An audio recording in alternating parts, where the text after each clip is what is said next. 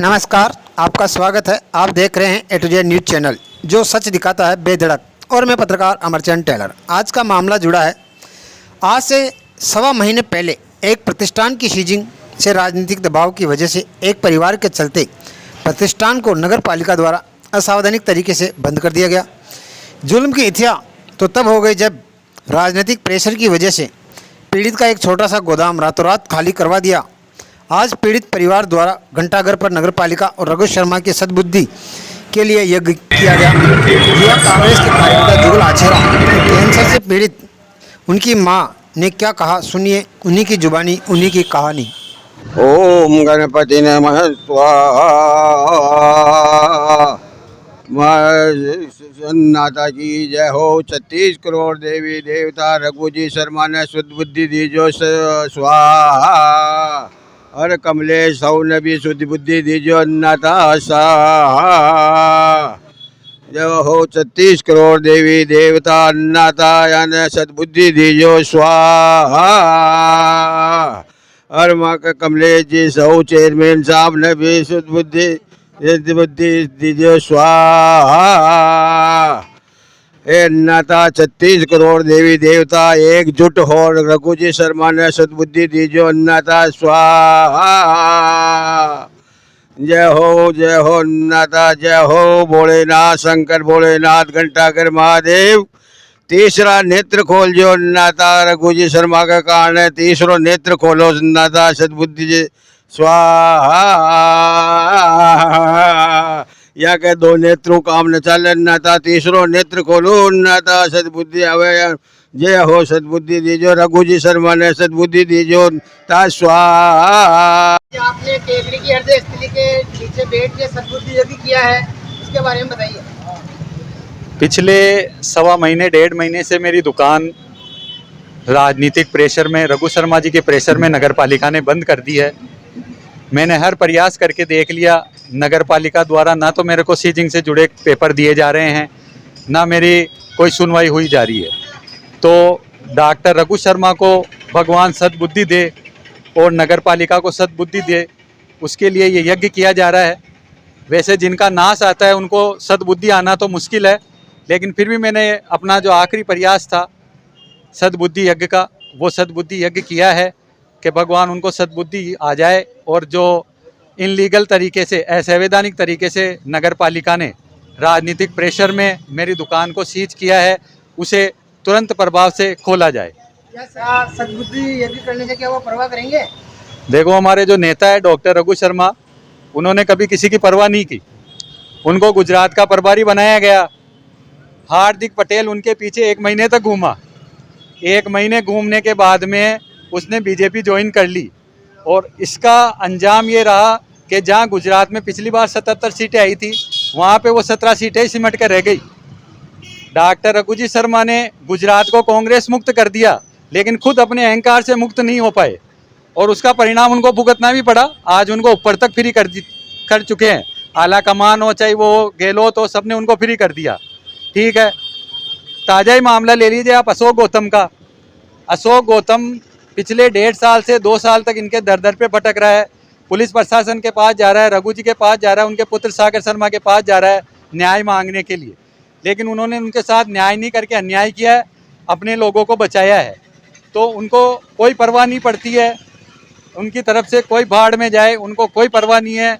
मेरा प्रयास था कि कोई भगवान उनको सद्बुद्धि दे देवे और वो मेरी सुन लेवे, तो एक अच्छा है भगवान अगर उनको सद्बुद्धि दे तो।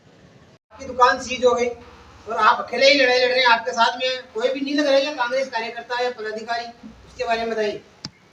साहब, जो डॉक्टर रघु शर्मा का डर है वह हर जगह व्याप्त है। हालांकि डर ऐसी चीज़ है कि अपने बाहर नहीं होता है, अपने दिल के अंदर होता है।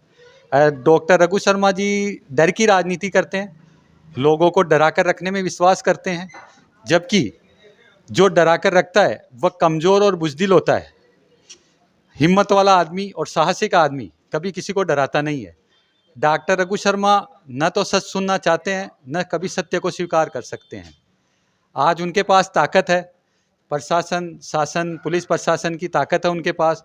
आज वह भगवान बनकर बैठे हैं, तो लोगों में इतना डर है उनको लेकर कि कोई कुछ बोलना भी नहीं चाहता, हालांकि सब दिल से मेरे साथ हैं। सब मेरे को बोलते हैं कि यार आपके साथ गलत हुआ, लेकिन क्या करें, अगर हम आपके पक्ष में आते हैं तो आज तो आपके साथ ही गलत हुआ, कल हमारे साथ भी गलत हो सकता है। लेकिन मैं आम जनता से हाथ जोड़कर निवेदन करता हूँ, जो पावर और जो ताकत रघु शर्मा में नहीं है, वो ताकत आपके पास है। वो ताकत है आपके वोट की ताकत, और वो ताकत मैं बताता हूँ कितनी बड़ी ताकत है। आपका एक वोट मेरी एक दुकान खुलवाएगा, आपका वोट अशोक गौतम और उसकी मां को न्याय दिलाएगा, आपका एक वोट कई गरीबों की हड़पी हुई ज़मीन वापस दिलवाएगा, आपका एक वोट अजमेर ब्लैकमेल कांड में पीड़ित महिलाओं और बच्चों को न्याय दिलाएगा, आपका एक वोट आपको अपने आप को भगवान समझ बैठे नेताओं को अपनी ज़मीन दिखाएगा। इसलिए आप अपनी ताकत को कम ना आके और सही नेता का चुनाव करें। आपने घंटाघर पे सद्बुद्धि यज्ञ क्यों किया? हमारी दुकान बंद कर रखी है 100 महीने से, इसलिए रघु जी को भाई दुकान खोलो हमारी। और हम बहुत दुखी हैं, और मेरे कैंसर है जो मतलब मेरी थेरेपियाँ चल रही है। अभी 10 दिन से मैंने आँखों का भी ऑपरेशन कराया, तो पैसे तो चाहिए ना हमारे, और मेरी अभी थेरेपी बंद है। खावें क्या थेरेपी करावें, क्या करें बताओ।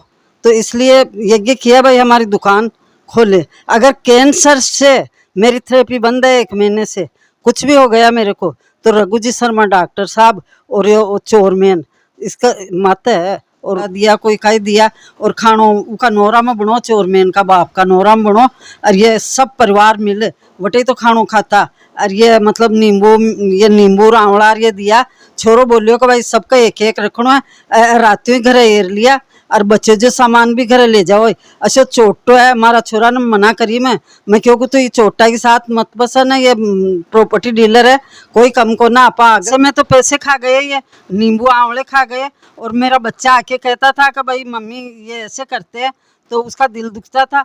तो फिर भी मतलब जो उसमें कहते भाई भगवान बताएगा, धर्म का खाएगा उसको भगवान बताएगा, धर्म का पछता नहीं है, गांठे बन बन के निकलता है धर्म का पैसा। आपने हमें बुलाया है आपके घर पे, क्या कहना चाहते हैं उसके बारे में बताइए। मैं यह कह रहा हूँ सर, आज मैं सद्बुद्धि यज्ञ करवा रहा हूँ सर वहाँ घंटाघर महादेव पर।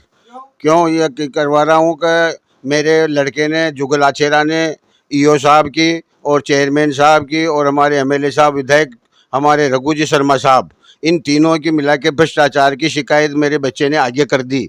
उसके बदले में, उसके बदला लेने के लिए ईओ साहब ने मेरे बच्चे की दुकान को सीज कर दी। आज 40 दिन हो गए सर, सीज करे हुए 40 दिन हो गए, कोई बात नहीं। फिर मैंने सब देवी देवताओं को निमंत्रण दिया कि इनको सद्बुद्धि दो, मगर वो इनको सद्बुद्धि नहीं आई। इसलिए मैंने ये यज्ञ का आयोजन किया है। इस यज्ञ में 36 करोड़ देवी देवताओं को बुलाया सर, आमंत्रित किया है कि भाई ये बड़े नेता है ना, थोड़ा भारी नेता है, तो ये एक एक देवता का बकमन आव ये वास्ते 36 करोड़ देवी देवता ने बुलाया हाँ कि आप एकजुट होकर इन नेताओं को सद्बुद्धि देवें। सद्बुद्धि आएगी तब ये मेरी दुकान के ताले खोलेंगे सर। इसलिए मैं ये सद्बुद्धि यज्ञ करवा रहा हूँ। और श्रीमान आदरणीय विधायक महोदय श्रीमान रघु जी शर्मा साहब, डॉक्टर रघु जी शर्मा साहब से यही कहना चाहता हूँ मैं शर्मा साहब आपके पास 14 तारीख को बंगले पे आया था, 14 अगस्त को आपके बंगले पे आया था। आपने क्या कहा, आपके और हमारे कम से कम आधा घंटे तक वार्ता हुई, बहस हुई, आपके और हमारे बहस हुई। जब आपने क्या कहा था, ताराचंद जी आपके बात से मैं सहमत हो गया और आज की तारीख में आपके ताले खुल जाएंगे। आज 14 तारीख की, आज तक ताले नहीं खुले। शर्मा साहब ऐसे मत करो, आपकी जबान है, बड़े आदमी है, जनप्रतिनिधि हो, प्रतिष्ठित व्यक्ति हो, आपको ऐसा नहीं करना चाहिए। कोई बात नहीं शर्मा साहब, ताले नहीं खोले, कोई नहीं, भगवान आपको भी बताएगा। और बाद में ये है शर्मा साहब, मैं बताऊं कि आप कह रहे हो कि मेरा कोई लेना देना नहीं है इसमें, तेरे दुकान के ताले लगाने में मेरा कोई हाथ नहीं है, मेरा कोई रोल नहीं है, मेरा कोई लेना देना नहीं है। शर्मा साहब मैं भी जानता हूँ, आखिर इतनी उम्र ली है मैंने, 72 साल का हो गया, ये सफ़ेदी धूप में नहीं आई है शर्मा साहब। मैंने दुनिया देखी है, दुनिया देखी है। इसलिए शर्मा साहब मैं आपको यह कह रहा हूँ कि ये सब आपकी सहमति से काम हुआ है, ये सब आपकी सहमति से काम हुआ, बिना सहमति से काम नहीं होता है।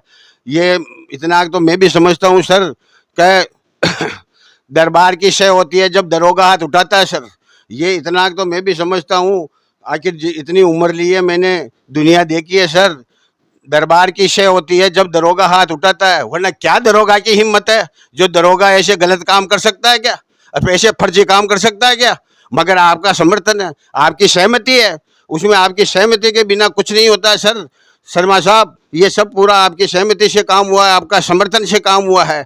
इसलिए सर कोई बात नहीं, आप मैं भी इतना तो मैं भी समझता हूँ कि आपकी सहमति से काम हुआ है। कोई बात नहीं शर्मा साहब, वोट आपको लेने हैं शर्मा साहब, चुनाव आपको जीतना है, जीत कर वापस सत्ता में आपको आना है। चेयरमैन को न वोट लेने हैं, न उसको चुनाव जीतना है, न उसको वापस आना है। क्यों वो वापस क्यों आएगा शर्मा साहब? वो तो 2.5 साल में उसकी 7 पीढ़ियाँ सुधार ली। वो वापस क्यों क्या करने आएगा यहाँ पर? क्यों चेयरमैन वापस क्यों जीतने आएगा? शर्मा साहब, आप इन लोगों के कहने से इस गरीब पर अत्याचार मत करो। ये वो लोग हैं शर्मा साहब जो पैसे को प्यार करते हैं, ये पैसे से प्यार करते हैं शर्मा साहब। ये कोरोना मरीजों का अचार और मुरब्बा खाने वाले लोग हैं। इनसे ज़्यादा मोहब्बत मत रखो, ये आपको भी बदनाम कर सकते हैं शर्मा साहब। ये लोग आपको भी बदनाम कर सकते हैं। इन लोगों से बहुत सावधान रहना बहुत ज़रूरी है शर्मा साहब। कोई बात नहीं, इनके कहने में आकर आपने मेरे पर इतना घोर अन्याय किया, कोई बात नहीं। कांग्रेस के राज में कांग्रेसियों की शर्मा साहब आप ऐसी की तेशी कर रहे हो, कांग्रेस के राज में कांग्रेसियों की ऐसी की तेशी कर रहे हो आप शर्मा साहब। ये गलत है, मगर भगवान देख रहा है। आगला बड़ा कह गया कि पाछे लात मार देनी पर पेट पर लात न मारनी। आप मेरे बच्चों के पेट पे लात मारी हो शर्मा साहब, भगवान देख रहा है। शर्मा साहब शर्म करो, भगवान से तो डरो, कम से कम किसी से नहीं डरते हो तो भगवान से तो डरो। कोई बात नहीं शर्मा साहब, आज मेरी दुकान को 40 दिन हो गए बंद हुए, रोजी रोटी का संकट आ गया। 40 दिन हो गए सर मेरी दुकान को बंद हुए, रोजी रोटी का संकट आ गया। किसको कहूँ बताओ शर्मा साहब, आप कहो, मैं किसको बताऊँ? ये जब बाढ़ ही खेत को खा जाती है शर्मा साहब, बाढ़ खेत को खा जाती है, रक्षक ही भक्षक हो जाता है, तो बताओ हम कहाँ जावें, कहाँ किससे फरियाद करें और किसको जाके मुंह दिखावें, किसको क्या शिकायत किसको करें? शर्मा साहब ये सोचो तो सही, हम जावें कहाँ, किसको कहें? ये इसलिए शर्मा साहब आपने हमारे को रोजी रोटी का संकट आ गया, किसको कहें? आप को कहा, आप सुनते ही नहीं हो। तो शर्मा साहब कोई बात नहीं, ये संकट आपने मेरे ऐसी बात नहीं है, हर संकट में आपने मदद करी, इस संकट में आप क्यों मदद नहीं कर रहे हो? आप मेरे को ये समझ में नहीं आता है, हर संकट में आपने मेरी मदद करी, ये इस पे इतना कितना आपके भारी दबाव है जो आप इस संकट में मेरी मदद नहीं कर रहे हो? हर संकट में करी। देखो शर्मा साहब, जो करी जो तो करी बताऊंगा मैं इंसान हूँ, मैं भूलने वाला नहीं हूँ, आपके गुण एहसान को नहीं भूलूंगा, मैं जिंदा हूँ जब तक नहीं भूलूंगा। क्यों कि आप गए साल की बात है शर्मा साहब, गए साल जून में मेरी तबीयत प्रॉब्लम हो गई, मेरे पेट में प्रॉब्लम हो गई थी, मैं बेहोश हो गया, मेरा बच्चा लेकर हॉस्पिटल गया, हॉस्पिटल वालों ने रेफर कर दिया कि अजमेर ले जाओ इसको। तो मेरे बच्चे ने मेरे को अजमेर ले गया, अजमेर वाले डॉक्टरों ने भी मना कर दिया कि ये तो मरेगा, 1-2 घंटे का मेहमान और है, इसको घर ले जाओ और सेवा करो, इतनी कह दी शर्मा साहब। जब मेरे बच्चे ने आपको फ़ोन किया और आपने मेरी मदद करी शर्मा साहब, उस टाइम में आपने बच्चे की मदद करी, मेरी भी मदद करी, और डॉक्टरों का ऐसा इलाज चला, फास्ट एडमिट करके और फास्ट इलाज चला शर्मा साहब। मेरे को 10 दिन में डॉक्टरों ने तैयार करके केकड़ी भेज दिया। मैं आपका गुण एहसान नहीं भूलूंगा शर्मा साहब, गुण एहसान नहीं भूलूंगा। मैं जिंदा हूँ जब तक मेरे को आपने नई जिंदगी दी है शर्मा साहब, मैं आपका गुण एहसान नहीं